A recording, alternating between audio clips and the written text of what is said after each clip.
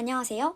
백종원 예산시장 활성화 사례를 통해 본 전통시장과 지역경제 활성화를 주제로 연구를 진행한 저희는 PPA팀입니다. 발표 시작하도록 하겠습니다. 여러분, 올해 굉장히 이슈가 되었던 백종원의 예산시장 살리기 프로젝트 다들 알고 계신가요? 하루에 손님이 3, 40명 오면 그날이 장날이었던 고양이밖에 없던 예산시장이 리모델링과 여러 가지 개선을 거치며 약 5개월 만에 137만 명의 누적 방문객들을 끌어들였죠. 뉴트로 느낌이 나는 외관에서부터 굉장한 위생 상태, 그리고 예산의 특산물을 이용한 사과약과 파기름 잔치국수는 지금까지도 사람들을 예산으로 불러 모으고 있고 재방문율 또한 높은 것으로 알려져 있습니다. 이뿐만이 아닙니다. 시장이 하나 활성화되었을 뿐인데 지난해 말 79,571명이던 예산 인구는 올해 1월 79,651명으로 81명 늘어난 것을 시작으로 하여 꾸준히 증가했습니다. 그래프를 보시면 우리 사회에서 지방소멸의 위험성이 굉장히 시급한 문제라는 것을 알 수 있는데요. 예산은 오히려 주거인구 및 생활인구가 늘어나 활기를 띠게 되었죠. 저희는 이런 예산의 모습과 예산이 활성화될 수 있던 이유인 전통시장에 초점을 맞춰보았습니다. 우리나라의 전통시장들은 지방인구 감소, 대형 유통업체의 등장 등으로 인한 환경적 변화에 적절히 대응하지 못해 정체되어 있어요. 그러나 전통시장에게는 대형마트가 갖지 못하는 본질적인 차별성과 가치가 존재합니다. 과거에 지역의 상거래, 정보교환, 교류의 중심지였던 전통시장은 현대에서도 대형마트 같은 지금의 유통업체가 갖지 못하는 소통, 교류, 문화공간으로서의 역할을 해낼 수 있기에 지역의 경제 활성화를 이끌어내는 주역이 될 수 있다는 말입니다. 정부 또한 이러한 전통시장의 역사적, 문화적, 사회적 가치를 인식하고 2004년부터 전통시장을 살리기 위한 정책을 실시해왔습니다. 시설 현대화부터 시작해서 온누리 상품권 발급, 소상공인 디지털 전환 지원 방안 등의 활성화 사업들도 시도했는데요. 그러나 각 시장의 특성을 반영하지 못하는 획일적인 정책과 하드웨어적인 접근에 그쳐 막대한 예산 투입에도 불구하고 주목할 만한 성과는 이끌어내지 못했죠. 이때 백종원 대표가 이끄는 더본코리아가 혜성처럼 등장한 것입니다. 정부가 집중적으로 다루지 못했던 빠르게 변화하는 소비 트렌드 반영, 상인들의 경영 역량 증진, 전통시장 방문 요인을 효과적으로 포섭하면서 더본코리아라는 민간 기업은 예산과 예산시장에 활기를 불어넣었습니다. 저희는 백종원의 예산시장 활성화 사업이 이토록 성공적일 수 있었던 이유가 무엇이었을까? 어떻게 하면 전국의 많은 전통시장도 이와 같은 제2의 전성기를 맞이할 수 있을까를 고민하기 시작했습니다. 그리고 가장 중요한 문제인 백종원이란 사람의 맨파워 없이도 시장이 성공할 수 있는 좋은 방법이 없을까에 대한 고민을 중점적으로 생각을 발전시켜 나갔습니다.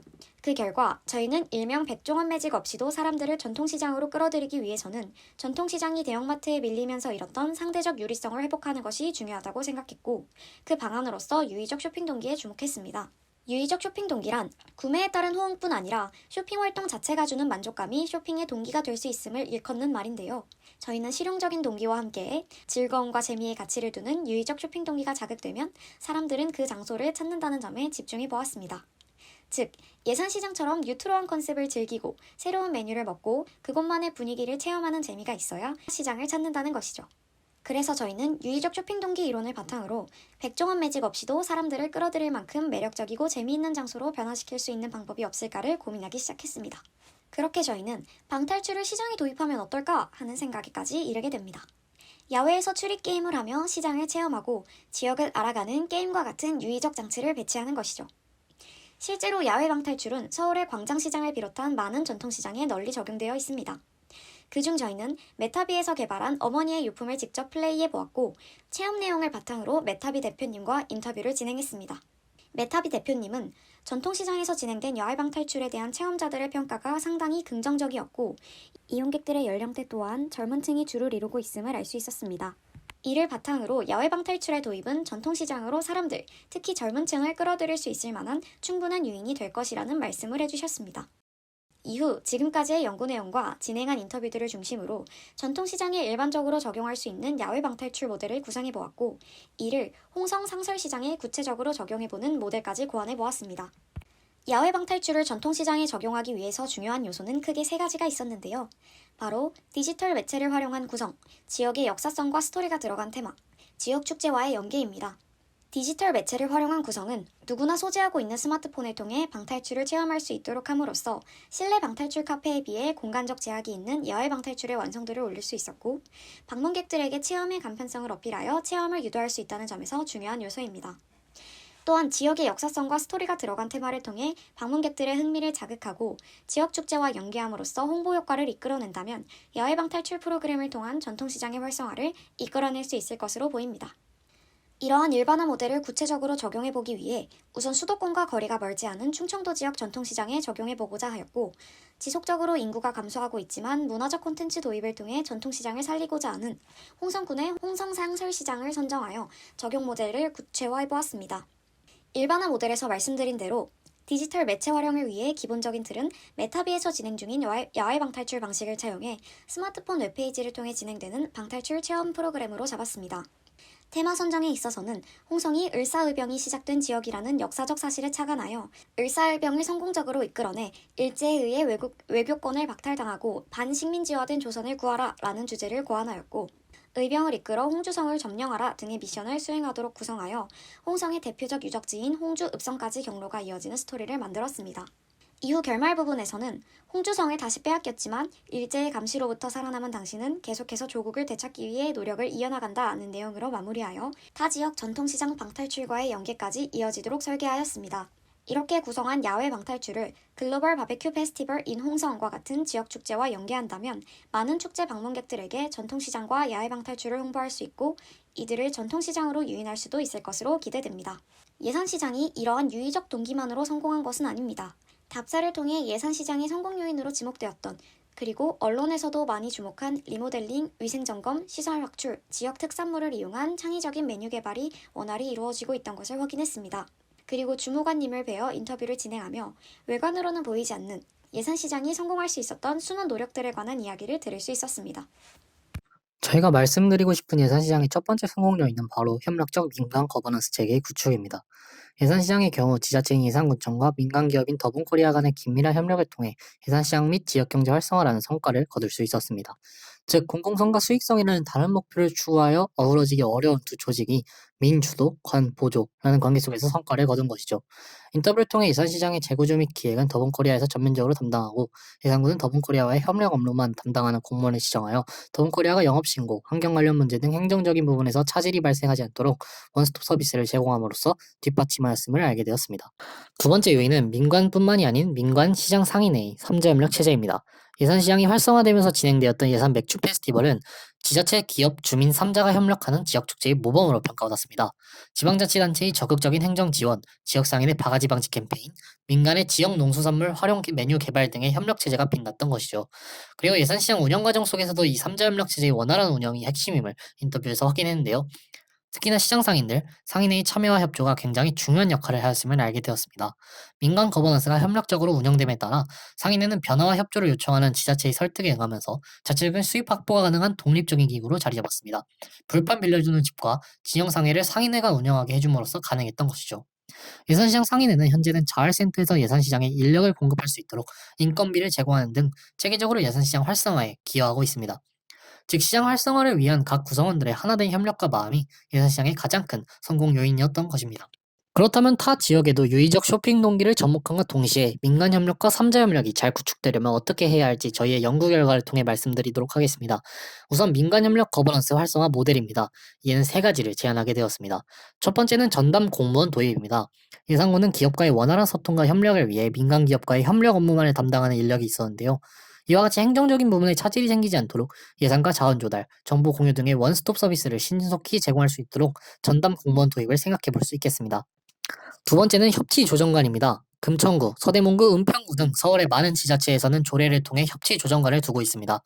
협치조정관을 두어 민간 협력을 촉진하고 협력사업 전반에 대한 조정과 자문 역할을 배정하여 민간기업과 지자체 사이의 관계에서도 갈등 해결에 큰 의의를 가질 것으로 기대합니다. 세 번째는 절차 간소화입니다. 행정은 업무와 예산 집행 과정에서 거쳐야 할 절차가 많아 민간 기업의 사업 진행 속도에 맞추기 어렵습니다. 미리 계획되어야 하고 평균 9개월이 소요되는 예산 집행 과정상 신속한 재원 조달이 필요한 사업안에 대해서 국비를 지원받기 힘들죠. 그래서 예산군청 역시 더본코리아의 자본에 의존해 프로젝트를 진행하였습니다. 또한 과거 보건소로 사용되던 건물을 더본 외식산업개발원이 사용할 수 있는 명분을 찾는 과정에서 민간 특혜 시비를 방지하는 데 집중이 분산되어 어려움을 겪기도 했습니다. 무턱대고 원활하고 신속한 사업 진행을 위한 특별법을 만들자와 같은 섣부른 주장을 할 수는 없습니다.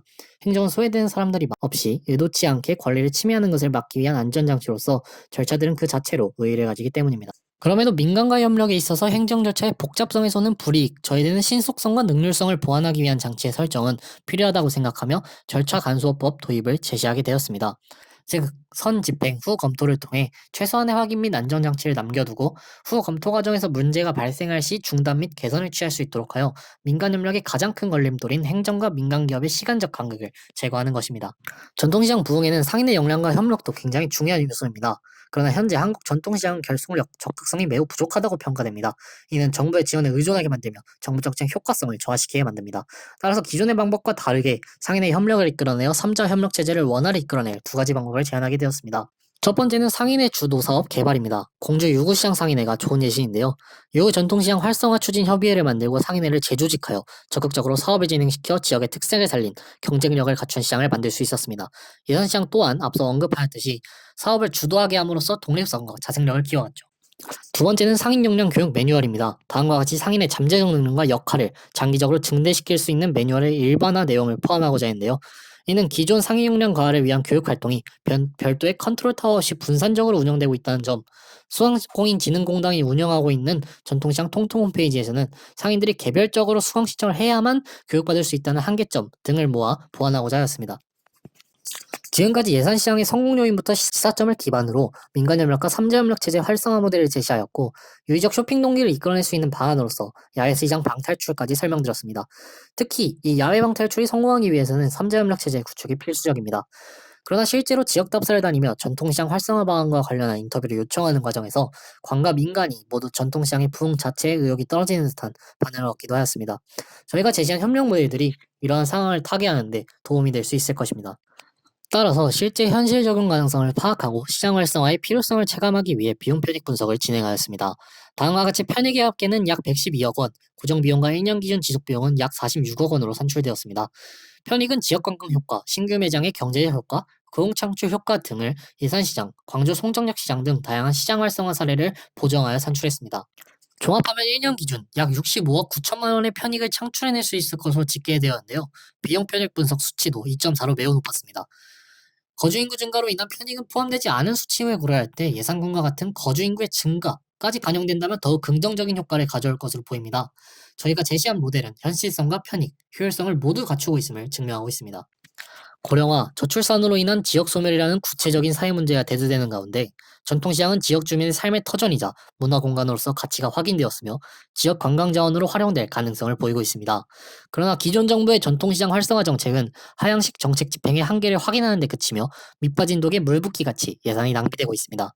저희의 연구가 만들어낼 전통과 매력을 잠재한 전통시장이 기존 정책의 한계를 극복하고 지역경제 활성화, 생활인구 증가, 나아가 지방 소멸의 문제를 해결하는 데 조금이나마 도움이 될 수 있기를 바라며 발표 마치도록 하겠습니다. 감사합니다.